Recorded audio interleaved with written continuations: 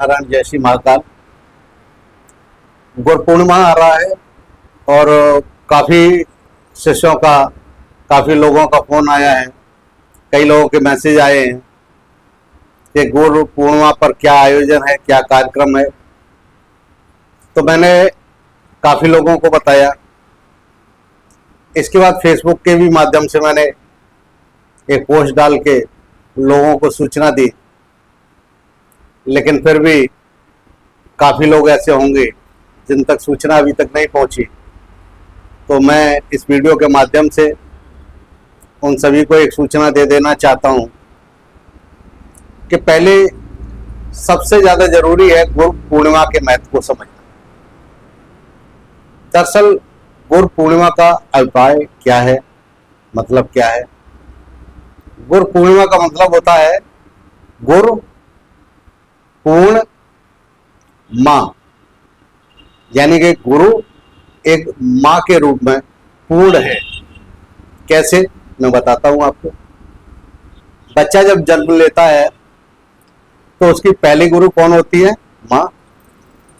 माँ बच्चे को पालती है, छोटी छोटी बातें सिखाती है, चलना सिखाती है, बात करना सिखाती है, छोटे छोटे संस्कार सिखाती है। उसके बाद जब जीवन के मूल्यों को समझने की बात आती है तब आवश्यकता पड़ती है गुरु की, जरूरत पड़ती है गुरु की। और वो गुरु जो बचपन से लेके अंतिम सफर तक का ज्ञान उसको देता है, वही पूर्ण गुरु होता है। अब हम बात करते हैं गुरु पूर्णिमा की, कार्यक्रम की। देखिए, गुरु के चरणों में आना, समर्पण करना गुरु पूर्णिमा का महत्व है। लेकिन कैसे? क्या गुरु के पास आना आवश्यक है? क्या गुरु के चरणों में बैठ के आशीर्वाद लेना आवश्यक है? हाँ, अगर आपके पास समय है, अगर आपके पास सुविधा है तो आपको आशीर्वाद जरूर लेना चाहिए। लेकिन शरीर का झुकना समर्पण नहीं होता। आप में से अधिकांश लोगों ने रामचरितमानस पढ़ा होगा। रामचरितमानस में एक जिक्र आता है, एक संदर्भ आता है कि जब रामचंद्र जी धनुष को तोड़ने के लिए खड़े होते हैं तो एक लाइन तुलसीदास जी ने बहुत अच्छी लिखी है। क्या लिखा है कि गुरु एक प्रणाम मन ही मन कीना। रामचंद्र जी ने अपने गुरुदेव को मन ही मन प्रणाम किया। इसका मतलब क्या है? इसका मतलब यह है कि शरीर का झुकना समर्पण की गारंटी नहीं है, मन का झुकना आवश्यक होता है।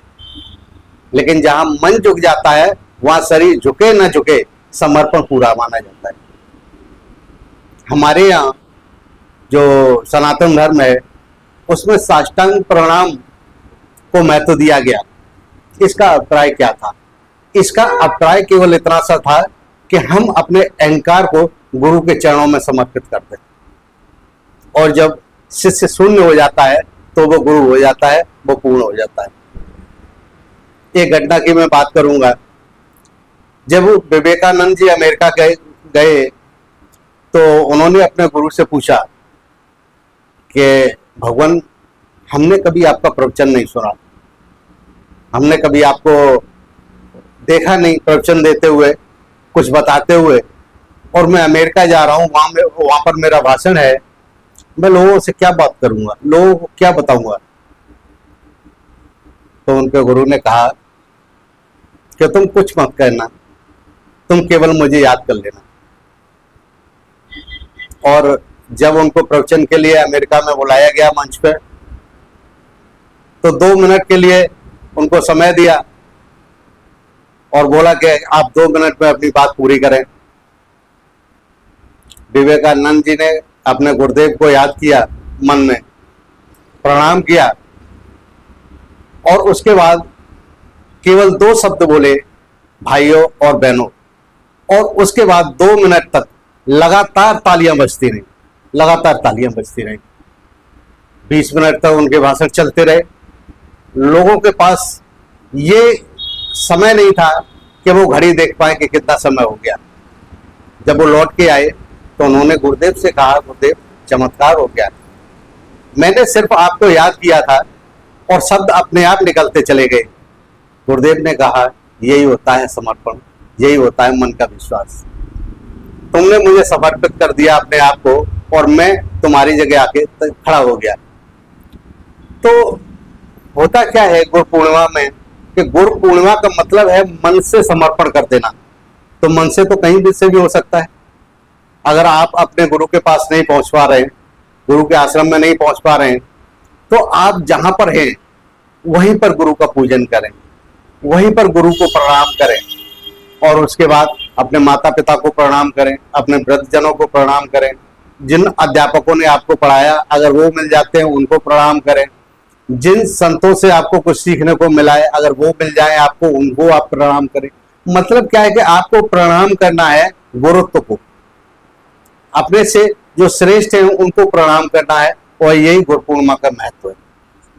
तो मेरा आज आपको यही संदेश है कि जिस समय आप जहां भी उपस्थित हैं वहां से गुरु पूजन करें।